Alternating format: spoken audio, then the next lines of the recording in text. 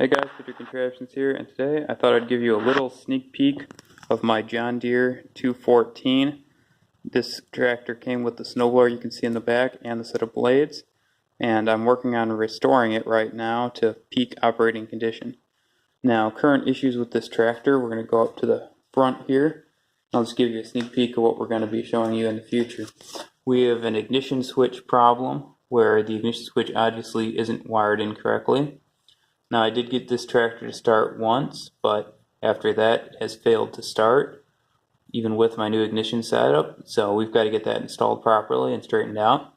I also have an ongoing battery issue, which we're going to be looking into in the near future. You can see here I've got this battery in it, and this is not charging very well, so we have a charging issue of some type I'm going to be looking at.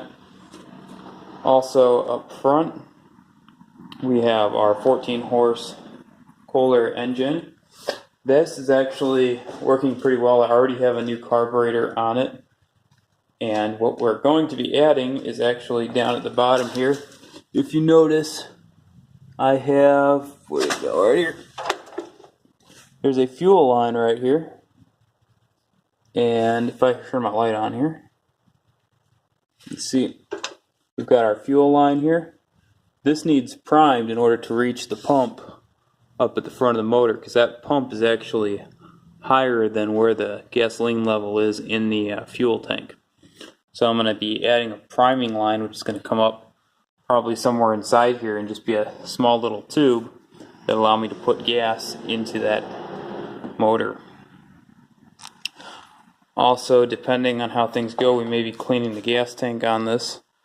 But all around, this is going to be quite a build, and I look forward to showing it to all of you. So, check it out. John Deere 214 restoration, coming soon. Patriot Contraptions, hoping you have a fantastic day. Until next time, signing out.